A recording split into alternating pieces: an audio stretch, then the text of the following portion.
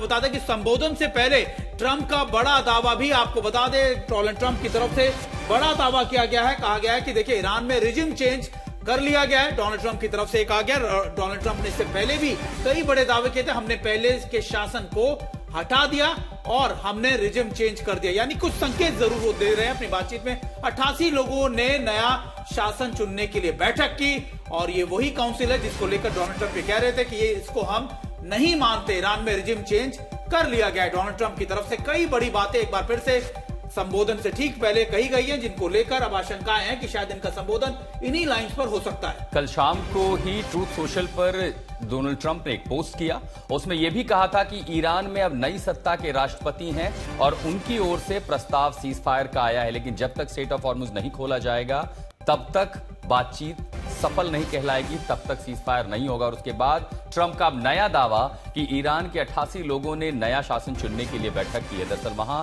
सर्वोच्च सत्ता वहां के सर्वोच्च नेता के ऊपर होती है। फिलहाल मुस्तफा खामनेई वो नेता है। अब ट्रंप का इशारा सुमित किसकी तरफ है ये समझना थोड़ा मुश्किल होगा। और वो भी दरअसल 88 लोगों की ही काउंसिल है, जो रिलीजियस काउंसिल है जो चुनती है, उसमें भी 80 से 90 लोग होते हैं। ये क्या कह रहे हैं कि मतलब पर्दे के पीछे कोई और खेल हो चुका है? देखिए ये वही बात हो गई कि अपनी बातों को, अपनी गलतियों को आप कैसे जस्टिफाई करते हैं। हालांकि देखिए डोनाल्ड ट्रंप को लेकर ये जरूर कहा जा रहा है कि उन्होंने वो अचीव किया जो वो कह रहे थे। वो कोशिश कर रहे थे कि देखिए जो वहां की सत्ता परिवर्तन के साथ जो बड़े कमांडर्स हैं आईआरजीसी को, वो अमेरिका को महत्व नहीं समझते थे या फिर उनसे बातचीत नहीं करना चाहते। तो निश्चित तौर पर डोनाल्ड ट्रंप अभी जस्टिफाई कर रहे हैं कि देखिए हमने जो किया, हमने जो ऑपरेशन चलाया 34 दिन का, हमने वो अचीव कर लिया। लेकिन कुछ इसी तरीके की बातें 2025 में भी की गई थी कि जब उनकी तरफ से 12 दिन का ऑपरेशन चलाया गया था और तब भी ये कहा गया था कि देखिए हमने तो अचीव कर लिया है।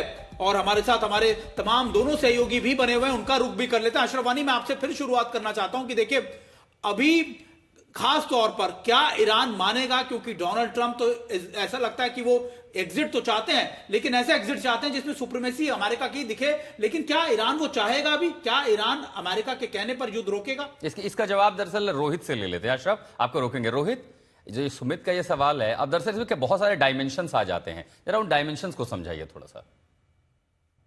देखिए, प्रेसिडेंट डोनाल्ड ट्रंप, मैं अमेरिका की तरफ से कह सकता हूँ यहाँ पे जो हालात हैं, स्पेशली जिस तरह से चीजें हो रही हैं, I think president Donald Trump के लिए ये वॉर हमेशा से एक ऐसा वॉर था जिसमें वो जल्दी से क्विक करना चाहते थे। 4 से 6 हफ्ते की टाइमलाइन थी, उसमें इसको खत्म करना चाहते थे इस वॉर को। ऑब्जेक्टिव्स उन्होंने डिफाइन किए, इसे वॉर भी नहीं कहा, ऑपरेशन फ्यूरी कहा गया, एक ऑपरेशन का नाम दिया गया। तो I think from president Donald Trump, अगर उनके जो 4 ऑब्जेक्टिव्स हैं, अगर वो जस्टिफाई कर पाते हैं उन 4 ऑब्जेक्टिव्स को जो उन्होंने पूरे कर लिए हैं अकॉर्डिंग टू व्हाइट हाउस, तो आई थिंक उनके लिए वॉर का मायने जो है वो खत्म हो जाता है। रिजीम चेंज की, जैसे उन्होंने ऐलान किया कि हम रिजीम चेंज वहां पे कर चुके हैं, वो ये भी कह चुके हैं उनका एयरफोर्स है जो उसे हम नुकसान पहुंचा चुके हैं, नेवी उनकी नॉन एग्जिस्टेंट कहते हैं प्रेसिडेंट डोनाल्ड ट्रंप की, नॉन एग्जिस्टेंट है अब नेवी।